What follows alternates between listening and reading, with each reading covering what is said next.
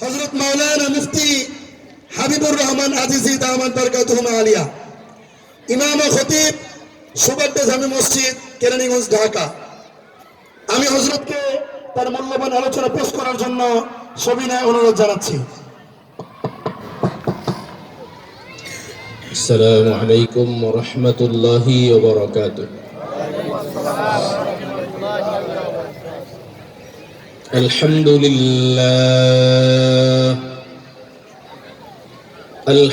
لله نحمده ونستعينه ونستغفره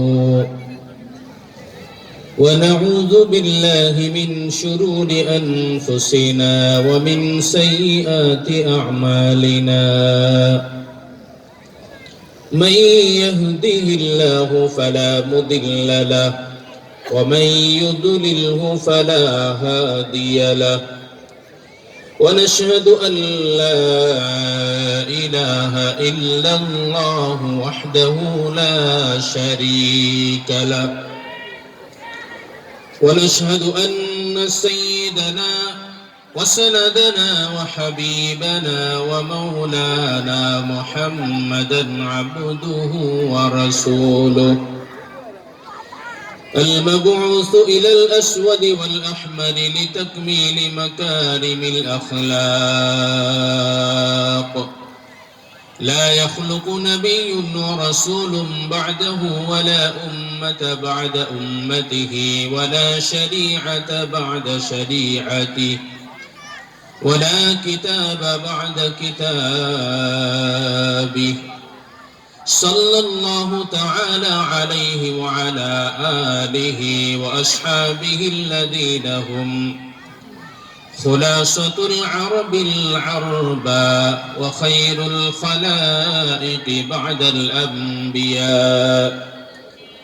أما بعد، فأعوذ بالله من الشيطان الرجيم.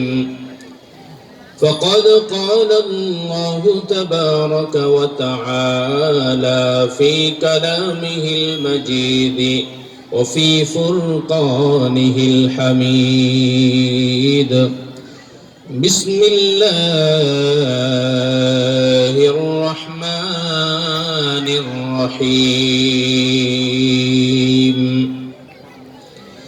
اهدنا الصراط المستقيم، صراط الذين أنعمت عليهم غير المغضوب عليهم ولا الضالين، آمين. وقال صاحب القرآن صلى الله عليه وسلم: كل أمتي يدخلون الجنة إلا من أبى. قيل: ومن أبى؟ قال: من أطاعني دخل الجنة، ومن عصاني فقد أبى، أو كما قال عليه الصلاة والسلام. بارك الله لنا ولكم في القرآن العظيم، ونفعنا وإياكم بالآيات والذكر الحكيم.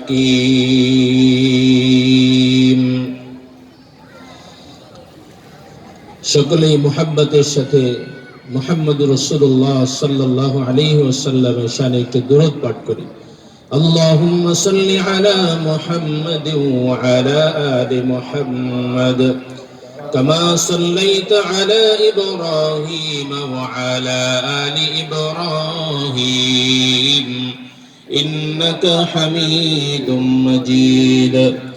اللهم بارك على محمد وعلى آل محمد كما باركت على إبراهيم وعلى آل إبراهيم إنك حميد مجيد. بلغ العلا بكماله، كشف الدجى بجماله، حسنت جميع خصاله، صلوا عليه وآله محمد نے آ کر کفر کو مٹایا محمد نے آ کر کفر کو مٹایا کفر کو مٹا کر صداقت کو لایا بلغ العلا بکمالہ محبت کشف الدجا بجمالہ حسنت جمیع خصالہ صلوا علیہ وآلہ অত্র এলাকার সুপরিচিত স্বনামধন্য মাদ্রাসাতু আনওয়ারিল মদিনার 10ম বাৎসরিক এই দস্তারবন্দি উপলক্ষে আয়োজিত ওয়াজ মাহফিলের সম্মানিত সভাপতি প্রধান অতিথি দেশ বরেণ্য হযরত উলামায়ে কেরাম মঞ্চে উপবিষ্ট মুরব্বিয়ানে কেরাম আমার সামনে উপবিষ্ট অত্র এলাকার দিন দরদি ইসলাম প্রিয় আমার মুরব্বী বাবাজিরা যুবক ভাইয়েরা ও স্নেহের কচি কাঁচা ও পর্দার আড়ালের মা ও বোনেরা মহান রব্বুল আলামিনের দরবারে অসংখ্য অগণিত শুকর যে আল্লাহ তাআলা আমাদেরকে এই মুহূর্তে এমন কিছু ভালো কাজ করার তৌফিক দান করেছেন যেই কাজটা যদি আমি অন্তঃস্থল থেকে একমাত্র আমার রবের সন্তুষ্টির উদ্দেশ্যে করে থাকি তো কাল কিয়ামতের কঠিন ময়দানে আমার এই সুবাড্ডা হাই স্কুল মাঠ প্রাঙ্গণে মাটিতে বসে থাকাটা কাল কিয়ামতের কঠিন পরিস্থিতিতে আমার আপনার নাজাতের জন্য জরিয়া হয়ে যেতে পারে কারণ আমরা এই সময়টুকু ব্যয় করব একমাত্র মহান রবের সন্তুষ্টির জন্য আমরা এখানে এসেছি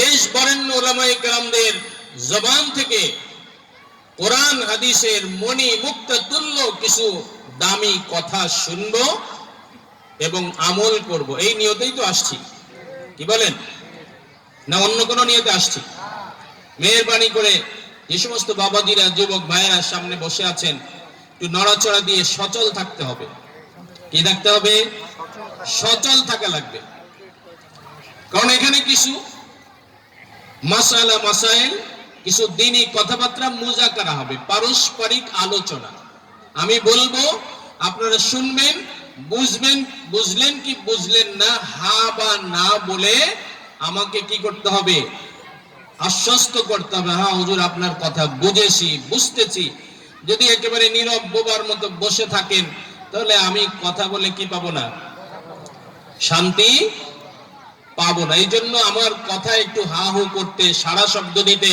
আপনারা তৈরি আছেন কিনা আল্লাহ পাক রব্বুল আলামিন সকলকে তৌফিক দান করেন ভাইরা আমার এই ধরনের দ্বীনি মজলিসে যেই ধরনের আলোচনা করা হয় যারা আলোচক থাকেন যারা ওয়াইজিন থাকেন তাদের একটাই উদ্দেশ্য থাকে যে আমার আপনার মতো সাধারণ মানুষ যারা দিন সম্পর্কে কিছুই জানি না দুনিয়ার বড় বড় ডিগ্রি আমাদের কাছে আছে টাকা পয়সার স্তূপ আমাদের কাছে আছে কিন্তু ওযু কিভাবে করতে হয় সেটা আমাদের জানা নাই কালিমা কিভাবে শুদ্ধ করে পড়তে হয় সেটা আমাদের জানা নাই আমার অট্টালিকা বাড়িঘর রয়েছে বহুতল বিশিষ্ট অ্যাপার্টমেন্ট ভবনের মালিক আমি কয়েকটা ব্যাংকে আমার ব্যালেন্স থাকে কিন্তু আমি কালিমায়ে তয়্যিবাটা সুন্দর সহি করে পড়তে পারি না এই ধরনের মুসলমান যে নিজেকে অনেক বড় মনে করে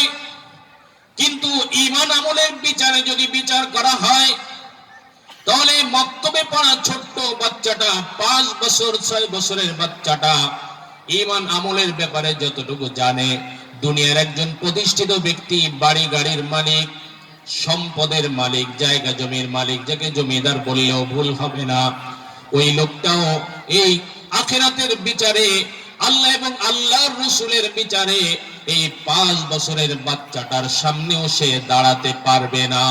কারণ 5 বছরের বাচ্চাটা সুন্দর করে কালিমা তৈয়বা পড়তে পারে। 5 বছরের বাচ্চাটা কিভাবে ওযু করলে ওযু হয়, কিভাবে ওযু করলে পবিত্রতা অর্জন হয় সেটা সে করতে পারে।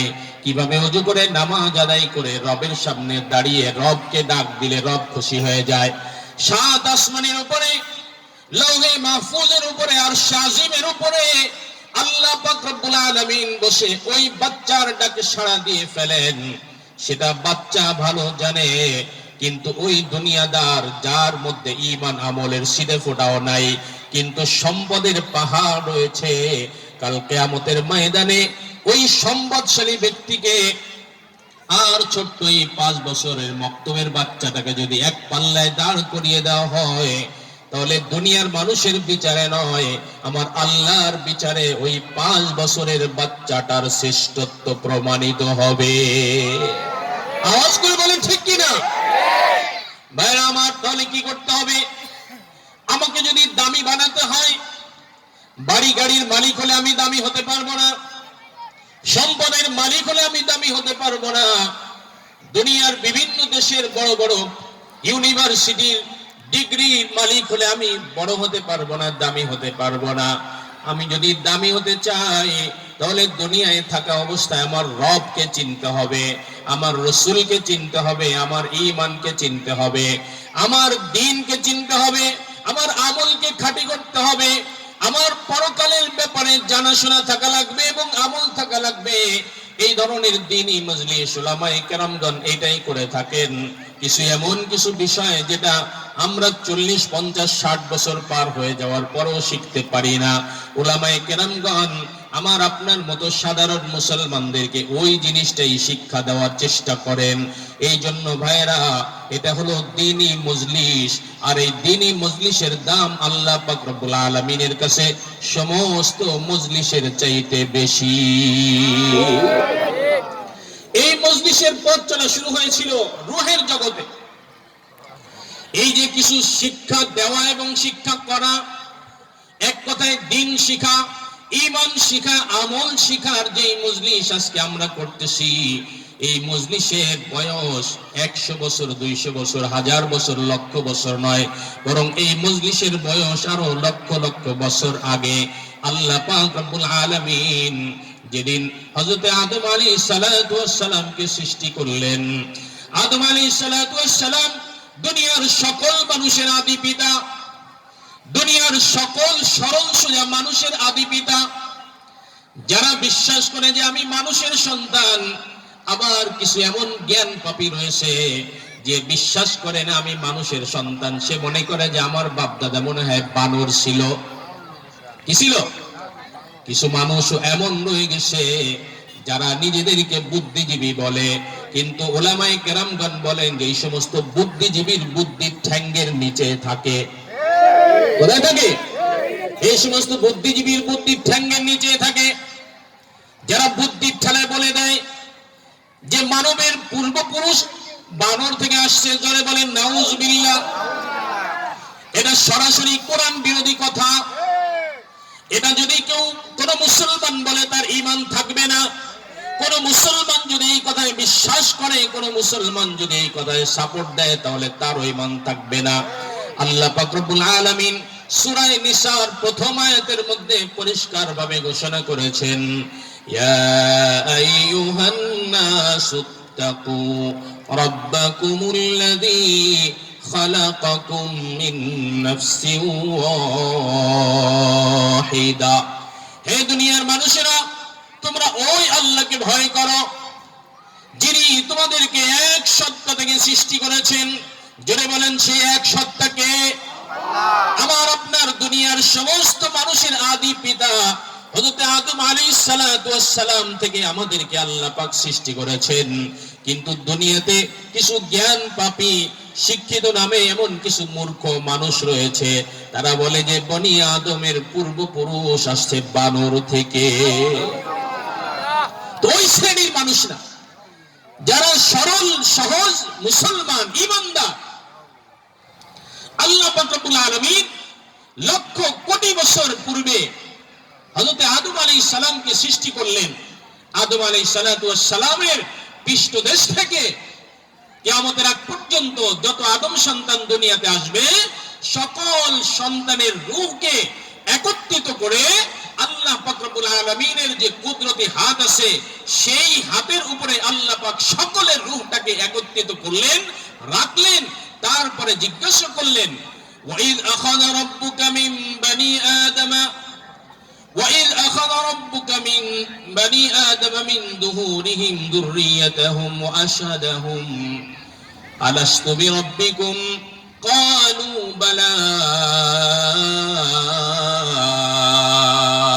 স্মরণ করো সেই দিনের কথা, যেই দিন আল্লাহ পাক রব্বুল আলামিন বাবা আদমের পৃষ্ঠদেশ থেকে দুনিয়ার সকল রূহকে একত্রিত করে নিজের সামনে নিয়ে জিজ্ঞাসা করলেন, আলাস্তু বিরাব্বিকুম। এর অর্থ হলো আল্লাহ দুনিয়ার সব রূহকে সম্বোধন করে বলেছিলেন, তোমরা বলো আমি কি তোমাদের রব নই? তাহলে আল্লাহ ওই রূহের জগতেই বান্দাকে রবের সাথে পরিচয় করালেন কিনা বলেন? রূহের জগতে আল্লাহ বান্দাকে আল্লাহর সাথে পরিচয় করালেন। ভাইরা আমার, এই সমস্ত মাহফিলে যারা ওয়াজ করেন, নসিহত করেন, তাদের একই কাজ। আল্লাহর বান্দারা আল্লাহকে ভুলে তারা দুনিয়ামুখী হয়ে যায়, তারা সম্পদমুখী হয়ে যায়। কিন্তু সম্পদমুখী হয়ে তো কেউ চিরদিন সম্পদের ভোগ করতে পারবে না, সম্পদের মালিক হয়ে থাকতে পারবে না, চিরদিন দুনিয়ায় থাকতে পারবে না। একদিন না একদিন দুনিয়া ছেড়ে এমন উদ্দেশ্যে আমাদেরকে পাড়ি জমাতে হবে, সেইখানে গেলে একমাত্র আল্লাহ পাক রব্বুল আলামিন আমার সঙ্গী হবেন, দুনিয়ার আর কোনো মানুষ আমার সঙ্গী হবে না। আমার আপনার কোন ব্যক্তি, কোন আত্মীয় স্বজন যখন মারা যায়, তখন আমরা দোয়া পড়ি, ইন্না লিল্লাহি ওয়া ইন্না ইলাইহি রাজিউন। এটা শুধু আমরা দোয়া হিসেবে ব্যবহার করি, কিন্তু একটা বারও চিন্তা করে দেখি নাই যে এই কথার অর্থ কি, এই কথার মর্ম কি। এখানে আমরা স্বীকৃতি দেই, আমরা এই কথার স্বীকারোক্তি দেই, ইন্না লিল্লাহি, নিশ্চয়ই আমরা সবাই আল্লাহর জন্য। নিশ্চয়ই আমরা কার জন্য? আল্লাহর জন্য। ওয়া ইন্না ইলাইহি রাজিউন, এবং নিশ্চয়ই আমরা ওই আল্লাহর কাছেই ফিরে যাব। নিশ্চয়ই আমরা আল্লাহর জন্য আর ফিরে যাব কার কাছে? আল্লাহর কাছে। ভাইরা আমার, আমাদেরকে আল্লাহর কাছেই ফিরে যাওয়া লাগবে। যেহেতু আল্লাহর কাছেই ফিরে যাওয়া লাগবে, এবং যাওয়ার সময় আমরা খালি হাতে যাব, আসছি খালি হাতে, যাব খালি হাতে। আল্লাহ পাক রব্বুল আলামিন সম্পদশালীদেরকে ডাক দিয়ে বলেন, হে সম্পদশালীরা, ক্ষমতাবানদেরকে ডাক দিয়ে বলেন, হে ক্ষমতাবানরা, তুমি চিন্তা করেছো আজকে আমি বিরাট ক্ষমতার মালিক, বাড়ি গাড়ির মালিক, সম্পদের মালিক। যারা তোমরা চিন্তা করেছো আমি আজকে সহায় সম্পত্তির মালিক, কিন্তু একটা বার চিন্তা করো না, এই দুনিয়া থেকে যখন তুমি যাবে, ওয়ালাকাদ জিতুমুনা ফুরাদা কামা খালাকনাকুম আউওয়ালা মাররা। তোমাদেরকে আমি দুনিয়া থেকে আমি আল্লাহর কাছে ফিরিয়ে নিয়ে আসবো। ওয়ালাকাদ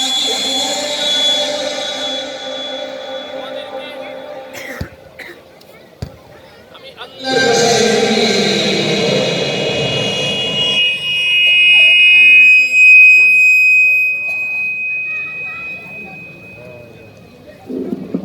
একা, তোমার সঙ্গে কেউ এসেছিল না।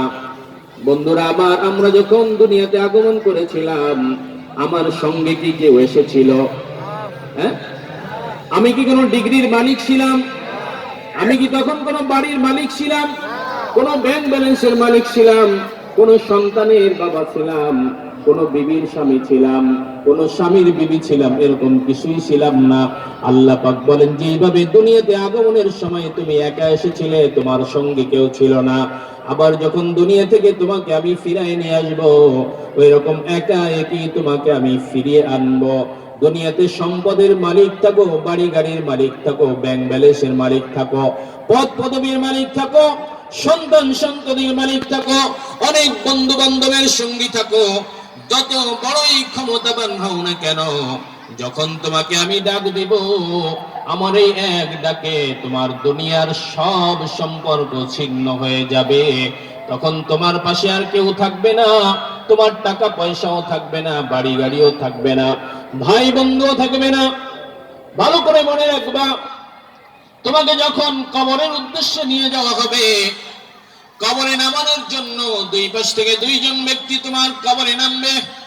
প্রথমে চারজন তোমাকে বাহন করে যখন কবরে নিয়ে রওনা করেছিল, তুমি মনে করেছিলে এই চারজন বুঝি আমার কবরে নামবে, একা একই অন্ধকার কবরে আমার থাকা লাগবে না। অবশেষে কবরস্থানে যাওয়ার পরে দেখলে খাটিয়াটা চারজন নামায় মাটির উপরে রেখে দিল, চারজন সরে গেল। তখন তুমি বুঝতে পারলে যে এই দুনিয়ার জন্য আমি তো জীবন নষ্ট করেছি, আমার আমল নষ্ট করেছি, ঈমান নষ্ট করেছি, আমার আখিরাত নষ্ট করেছি, আল্লাহর সাথে সম্পর্ক নষ্ট করেছি, নবীর সাথে সম্পর্ক নষ্ট করেছি।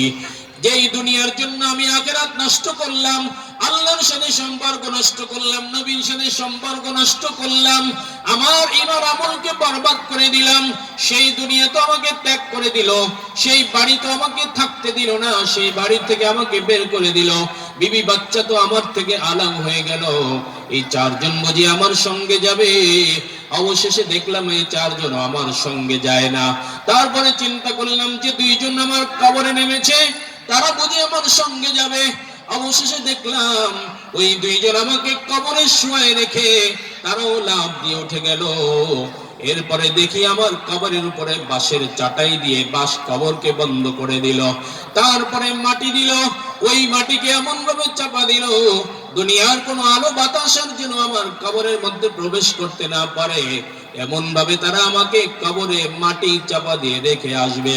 ভাইরা আমার, আমার দুনিয়ার সব কিছু দুনিয়ায় পড়ে থাকবে, এইভাবে একা একই আমাকে আর আপনাকে কবরে চলে যাওয়া লাগবে।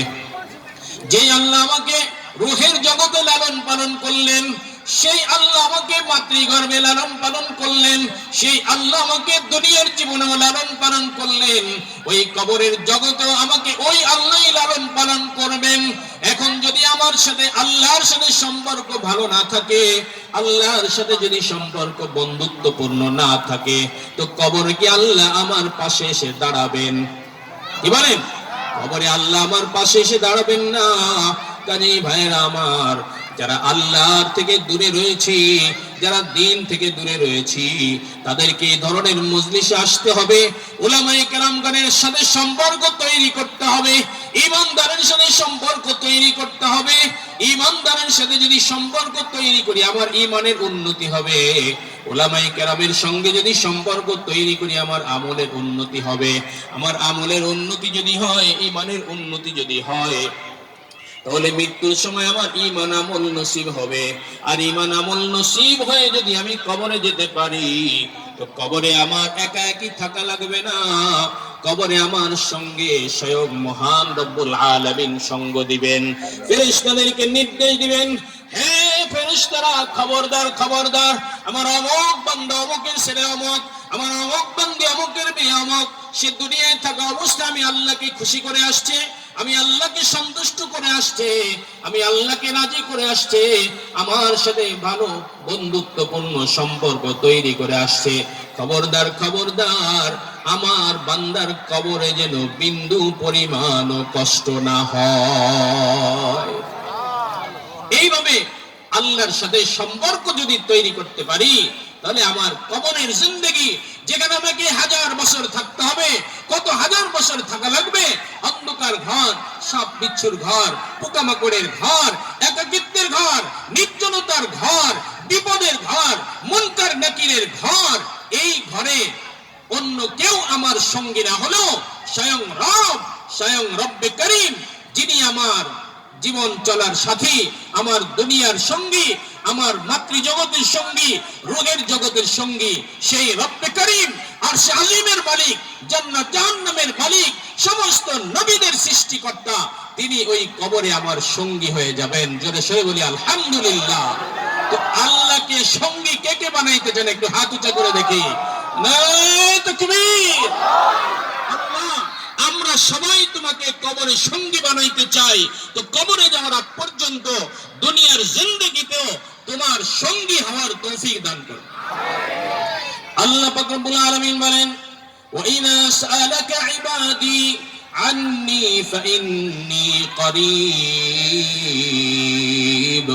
উজিবু দাওয়াতাদ দাঈ ইযা দাআন ফালইস্তাজিবু লি ওয়ালিউমিনু বি লাআল্লাহুম ইয়ারশুদুন। আল্লাহকে সঙ্গী বানাইতে হলে আল্লাহকে তো পাওয়া লাগবে। আল্লাহকে পাওয়া লাগবে না? আল্লাহকে চেনা লাগবে, আল্লাহকে জানা লাগবে। আল্লাহকে যদি চিনতে হয়, জানতে হয়, আল্লাহকে যদি পাইতে হয়, তাহলে দুনিয়ার ভার্সিটি, কলেজ ভার্সিটি, ইউনিভার্সিটিতে বোধহয় আল্লাহ পাওয়া যায়। কোথায় পাওয়া যায়? আল্লাহ পাওয়া যায় মসজিদে। কোথায় আল্লাহ পাওয়া যায়? মসজিদে। আল মসজিদু বাইতুল্লাহ। মসজিদ কার ঘর? আল্লাহর ঘর। আল্লাহ পাওয়া যায় মাদ্রাসায়। আল মাদ্রাসাতু বাইতু রাসূলিল্লাহ। মাদ্রাসা হলো রাসূলুল্লাহ সাল্লাল্লাহু আলাইহি ওয়াসাল্লামের ঘর। ভাইরা আমার, যেখানে আল্লাহ থাকেন সেখানে রাসূল থাকেন, যেখানে রাসূল থাকেন সেখানে আল্লাহও থাকেন। আল্লাহর সঙ্গে রাসূল, রাসূলের সঙ্গে আল্লাহ। এই জন্য তো আল্লাহ পাক রব্বুল আলামিন যেই কালিমা পড়ে আমরা মুসলমান হই, যেই কালিমা পড়ে আমরা ঈমানদার হই, সেই কালিমাতে নিজের নামের সঙ্গে সঙ্গে আল্লাহ পাক রব্বুল আলামিন তার হাবিবের নামও মিলিয়ে রাখছেন। লা ইলাহা ইল্লাল্লাহু মুহাম্মাদুর রাসূলুল্লাহ। আজানের মধ্যে আল্লাহর নামের সঙ্গে মুহাম্মাদুর রাসূলুল্লাহর নাম পাওয়া যায় কিনা? নামাজের মধ্যে আল্লাহর নামের সঙ্গে মুহাম্মাদুর রাসূলুল্লাহর নাম পাওয়া যায় কিনা? নামাজ পড়তে হলে নামাজের মধ্যে তাশাহুদ পড়া কি? ভাইরা বলেন তো দেখি, তাশাহুদ পড়া কি? তাশাহুদ পড়া ওয়াজিব। তাশাহুদ পড়া ওয়াজিব। আর তাশাহুদের মধ্যে কালিমায়ে তাইয়্যিবা, কালিমায়ে শাহাদাত আছে কিনা? কালিমায়ে তাইয়্যিবা, কালিমায়ে শাহাদাত তাশাহুদের মধ্যে রয়েছে। তাশাহুদ ছাড়া নামাজ হয় না, তাহলে কালিমা ছাড়া নামাজ হয় না। এই কালিমার দ্বারা আমরা এটা বুঝতে পারলাম, যেখানে আল্লাহ থাকেন সেখানে রাসূল থাকেন। তো মসজিদে আল্লাহ পাওয়া যায় আর মাদ্রাসাতে রাসূল পাওয়া যায়। তো ভাইরা আমার, আল্লাহর সাথে যদি সম্পর্ক তৈরি করতে চাই, তাহলে আল্লাহর ঘরের সাথে আগে সম্পর্ক তৈরি করা লাগবে। আল্লাহর সঙ্গে যদি সম্পর্ক তৈরি করতে চাই, তাহলে রাসূলের ঘরের সাথে সম্পর্ক তৈরি করা লাগবে। আল্লাহর সাথে যদি সম্পর্ক তৈরি করতে চাই, মুখে বলি আল্লাহর ভালোবাসা চাই, আল্লাহর মুহাব্বত চাই, কিন্তু জিন্দেগিতে মসজিদেও যাই না। মুখে বলি আল্লাহর সম্পর্ক চাই, নবীর সম্পর্ক চাই, কিন্তু আলেমদেরকে ভালোবাসি না, আলেমদেরকে পছন্দ করি না। আলেমদেরকে দেখলে শরীরের মধ্যে জ্বলে, আলেমদেরকে দেখলে টিকা টিপ্পনি কাটে, আলেমদেরকে দেখলে আলেমদের বিরুদ্ধে ষড়যন্ত্র করে, আবার বলে আল্লাহর ভালোবাসা চাই, রাসূলের ভালোবাসা চাই। ভালো করে মনে রাখবেন, হাক্কানি উলামায়ে কেরাম হলেন রাসূলের ওয়ারিস। ইন আল আলিমু ওয়া আল উলামা ওয়ারাসাতুল আমবিয়া ওয়া ইন্নাল আমবিয়া লাম ইওয়ারিসু দিনারা ওয়ালা দিরহামা ওয়া ইন্নামা ওয়ারাসুল ইলমা ফামান আখাযাহু আখাযা বিহাদ্দিন ওয়াফির। বিশ্বনবী মুহাম্মদুর রাসূলুল্লাহ সাল্লাল্লাহু আলাইহি ওয়াসাল্লাম যিনি বলে গেছেন, যার প্রতিটি কথা ওই আসমানের চন্দ্রের চাইতেও সুন্দর, আসমানের সূর্যের চাইতেও যার কথা সঠিক এবং আলোকিত, স্বয়ং আল্লাহ পাক রব্বুল আলামিন আল্লাহর নবীর কথার ব্যাপারে বলেছেন, ওমা ইয়ানতিকু আনিল হাওয়া ইন হুয়া ইল্লা ওয়াহয়ুন ইউহা। আমার হাবিব মন গড়া কোনো কথা বলে না, আমার হাবিব মন গড়া কোনো কথা বলে না। এই গ্যারান্টি আল্লাহর হাবিবের ব্যাপারে কে দিয়েছেন? আওয়াজ করে বলেন। স্বয়ং আল্লাহ পাক রব্বুল আলামিন গ্যারান্টি দিয়েছেন, আমার হাবিব মন গড়া কোনো কথা বলে না। যখনই কথা বলে আমার ইশারা পেয়ে বলে। এই জন্য কবি বলতেছেন, মুহাম্মদ হরগিজ না গুফতা তানা গুফতা জিবরাইল, জিবরাইল হরগিজ না গুফতা তানা গুফতা রব্বুল জলিল। আরে মুহাম্মদুর রাসূলুল্লাহ সাল্লাল্লাহু আলাইহি ওয়াসাল্লাম ওই সময় পর্যন্ত কোনো কথা বলেন না যতক্ষণ না পর্যন্ত জিবরাইলের থেকে ইশারা না পান। আর জিবরাইল কোনো কথা বলেন না ওই সময় পর্যন্ত যতক্ষণ না পর্যন্ত স্বয়ং আহকামুল হাকিমিন আল্লাহ পাক রব্বুল আলামিনের ইশারা না পান। আল্লাহ পাকের ইশারা পেয়ে নবী মুহাম্মদ রাসূলুল্লাহ বলে গেলেন, হে तमाम দুনিয়ার মানুষেরা তোমরা শুনে রাখো, নিশ্চয়ই দুনিয়ার বুকে যে সমস্ত হাক্কানি উলামায়ে কেরামগণ থাকবে তারা হলো নবীদের ওয়ারিস। আল উলামা ওয়ারাসাতুল আম্বিয়া, নবীদের ওয়ারিস। আর নবীরা কোনো সহায় সম্পদ বাড়ি গাড়ি টাকা পয়সার ওয়ারিস বানায় যান না, বরং নবীদের উপরে আল্লাহ পাক রব্বুল আলামিন আসমান থেকে যে আসমানি ইলম নাজিল করেছিলেন, ওহীর মাধ্যমে আরশে আজিম থেকে লৌহে মাহফুজ থেকে যে কোরআনে কারীমের ইলম নাজিল করেছিলেন মুহাম্মদুর রাসূলুল্লাহ সাল্লাল্লাহু আলাইহি ওয়াসাল্লামের উপরে, কিয়ামতের আগ পর্যন্ত যত হাক্কানি আলেম আসবে সমস্ত হাক্কানি আলেম হলো আল্লাহর নবীর ঐশী বাণী ইলম এবং কোরআন হাদিসের ওয়ারিস। কার ওয়ারিস? কোরআন হাদিসের ওয়ারিস। সুতরাং যদি আল্লাহর সাথে সম্পর্ক তৈরি করতে চাই, যদি রাসূলের সাথে সম্পর্ক তৈরি করতে চাই, তাহলে উলামায়ে কেরামদেরকে ওভারটেক করে কোনোভাবে সেটা সম্ভব না। যদি হক্কানি উলামাদের সাথে কারোর দুশমনি থাকে তাহলে বুঝতে হবে আলেমের সাথে দুশমনি মানে কার সাথে দুশমনি?